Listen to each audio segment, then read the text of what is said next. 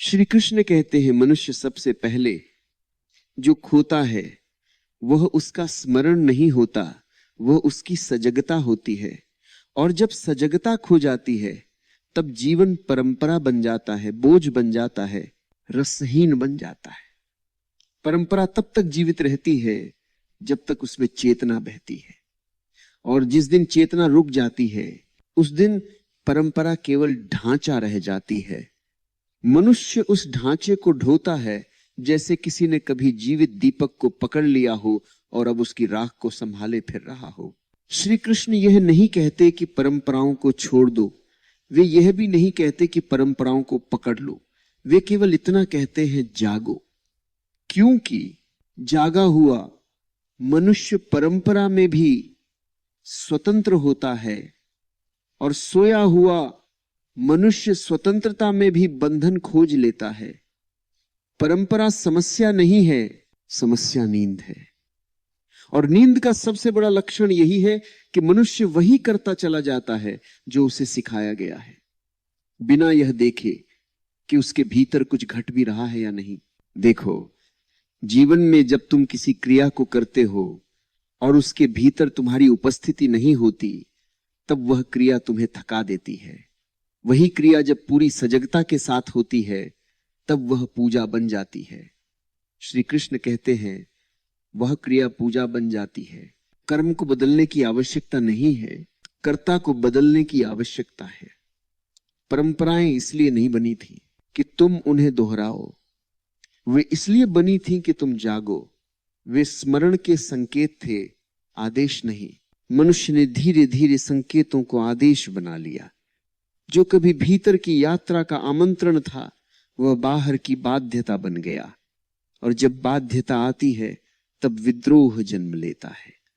आज का मनुष्य परंपराओं से लड़ रहा है क्योंकि परंपराएं अब उसे दबाव लगती हैं, पर वो ये नहीं देख पाता कि दबाव परंपरा से नहीं, उसके जड़ हो जाने से है। नदी अगर बहती रहे तो पवित्र होती है, लेकिन अगर ठहर जाए तो वही जल सड़ांध बन जाता है। श्री कृष्ण का समस्त जीवन प्रवाह है, वे कहीं भी जमे हुए नहीं हैं। उनका प्रत्येक शब्द गति है। वे कहते हैं जो ठहर गया वह मर गया। परंपरा को भी उन्होंने ठहरने नहीं दिया। उन्होंने कर्मकांड के विरुद्ध नहीं बोला, उन्होंने चेतना के पक्ष में बोला। यह बहुत सूक्ष्म भेद है जिसे मनुष्य अक्सर नहीं समझ पाता। वह या तो अंध अनुकरण करता है या अंध विद्रोह करता है। दोनों ही स्थितियों में वह स्वयं नहीं होता। परंपरा का वास्तविक प्रयोजन यह था कि मनुष्य बार बार अपने भीतर लौट सके। जैसे सुबह का सूर्य हर दिन याद दिलाता है कि अंधकार स्थायी नहीं है, पर जब मनुष्य सूर्य को देखने के बजाय केवल उसकी पूजा करने लगे और भीतर का अंधकार वैसा ही रहे, तब कुछ गड़बड़ हो गई है। श्री कृष्ण कहते हैं बाहर की ज्योति तब तक व्यर्थ है जब तक भीतर का दीप न जले।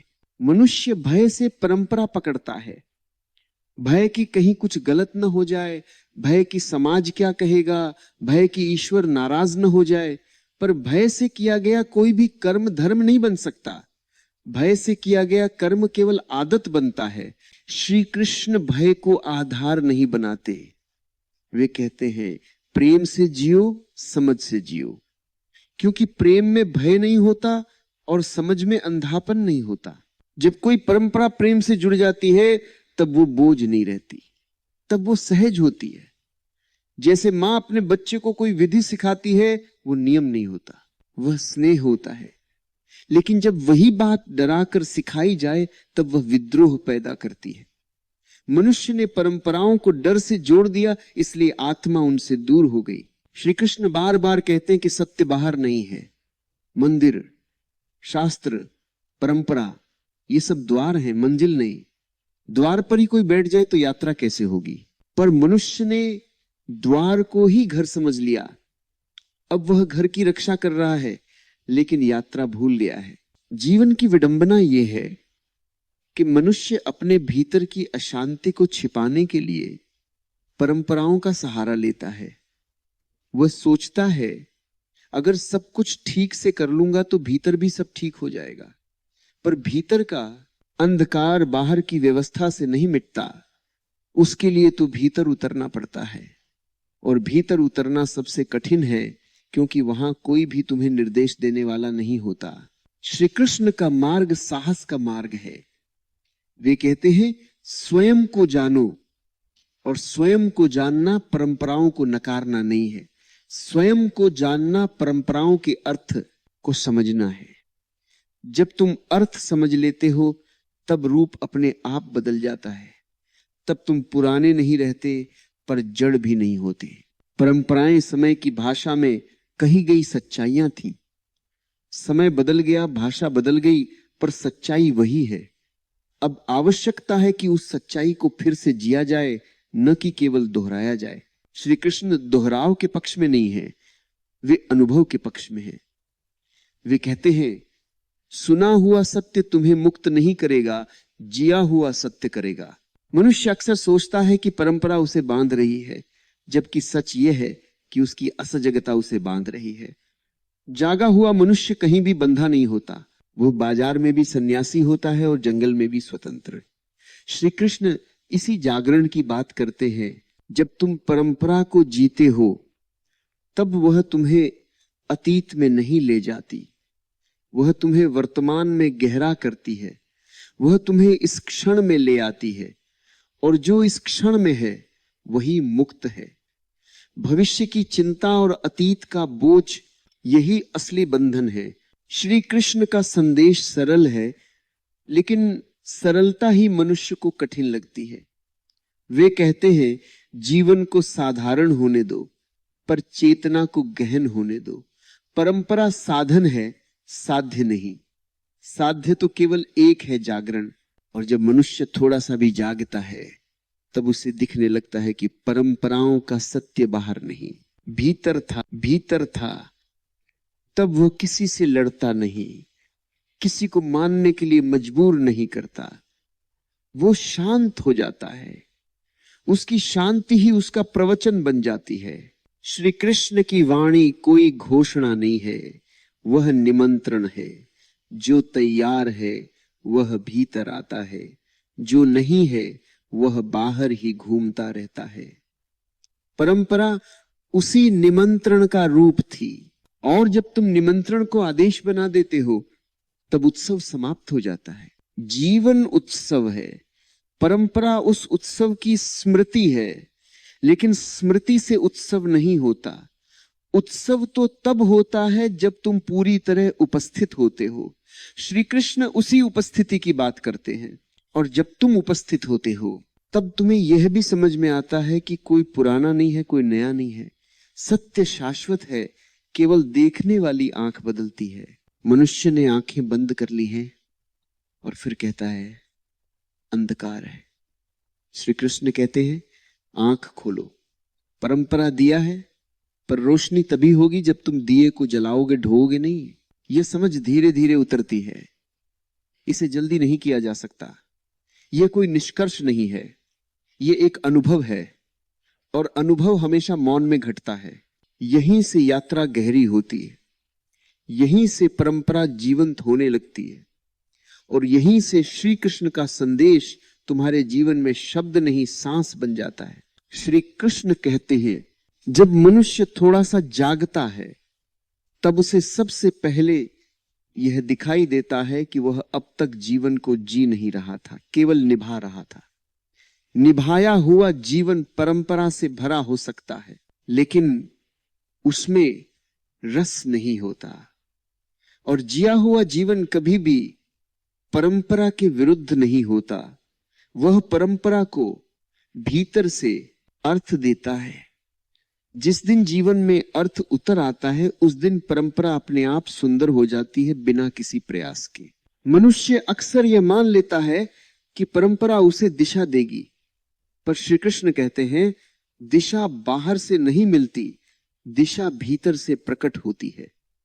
बाहर से मिली दिशा केवल रास्ता दिखाती है, भीतर से जागी दिशा यात्रा कराती है। परंपरा संकेत है, संकेतक नहीं।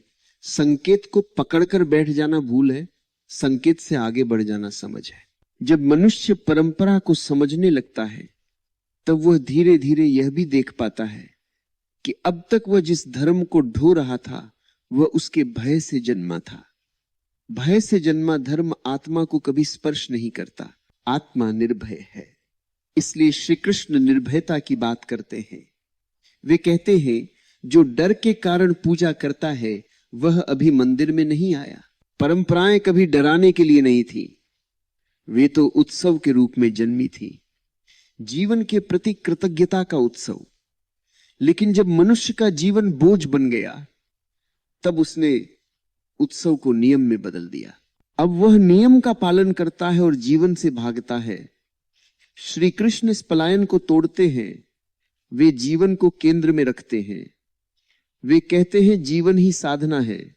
मनुष्य सोचता है कि परंपरा उसे नैतिक बनाएगी, पर श्री कृष्ण कहते हैं नैतिकता ऊपर से थोपी नहीं जाती, वह भीतर से खिलती है। जब भीतर करुणा जागती है तब नैतिकता स्वाभाविक हो जाती है। नियम से पैदा हुई नैतिकता झूठी होती है, प्रेम से पैदा हुई नैतिकता सच्ची होती है। और प्रेम किसी परंपरा का विरोधी नहीं है। प्रेम तो परंपरा का प्राण है। लेकिन जब प्रेम खो जाता है तब परंपरा शव बन जाती है। मनुष्य उस शव को सजाता है, उसकी रक्षा करता है, लेकिन जीवन उससे दूर हो जाता है। श्री कृष्ण कहते हैं जीवन को पकड़ो, शव अपने आप गिर जाएगा। आज का मनुष्य एक अजीब स्थिति में है। वह परंपरा से थका हुआ है और स्वतंत्रता से डरा हुआ है। उसे लगता है कि परंपरा छोड़ दी तो आधार चला जाएगा और अगर स्वतंत्र हुआ तो जिम्मेदारी आ जाएगी। इसलिए वह बीच में अटका हुआ है। श्री कृष्ण इस अटकाव को तोड़ते हैं। वे कहते हैं जिम्मेदारी से मत भागो, क्योंकि जिम्मेदारी ही स्वतंत्रता की पहली शर्त है। जब मनुष्य जिम्मेदारी से जीता है तब उसे किसी परंपरा की बैसाखी की जरूरत नहीं रहती। तब परंपरा उसका सहारा नहीं, उसका सौंदर्य बन जाती है। जैसे फूल को किसी सहारे की आवश्यकता नहीं होती, लेकिन वो बगीचे को सुंदर बना देता है। श्री कृष्ण यह भी कहते हैं कि परंपरा को बचाने का अर्थ अतीत को बचाना नहीं है। अतीत बचाया नहीं जाता, अतीत समझा जाता है। जो अतीत को समझ लेता है वह वर्तमान को समृद्ध कर लेता है, और जो अतीत से चिपक जाता है वो वर्तमान को खो देता है। मनुष्य की सबसे बड़ी भूल यही है कि वह परंपरा को समय के विरुद्ध खड़ा कर देता है, जबकि परंपरा समय के साथ चलने के लिए ही बनी थी। वह नदी की तरह थी जो बहते हुए अपना मार्ग बदलती है, लेकिन समुद्र की ओर जाना नहीं भूलती। जब नदी बहना छोड़ दे और कहे कि यही मेरा पुराना रास्ता है, तब वह दलदल बन जाती है। श्री कृष्ण के जीवन में कहीं भी दलदल नहीं है। उनका जीवन सतत प्रवाह है। वे युद्ध के मैदान में भी उतने ही सजग हैं जितने वन में एकांत में। इससे यह स्पष्ट होता है कि परंपरा स्थान या परिस्थिति से नहीं जुड़ी है, वह चेतना से जुड़ी है। मनुष्य पूछता है फिर परंपराओं की आवश्यकता ही क्या है? श्री कृष्ण कहते हैं आवश्यकता तब तक है जब तक तुम सोए हुए हो। जैसे बच्चे को सहारे की जरूरत होती है, वैसे ही सोए हुए मन को भी संकेत चाहिए। लेकिन संकेत का अर्थ ये नहीं कि तुम जीवन भर सहारे पर ही चलो।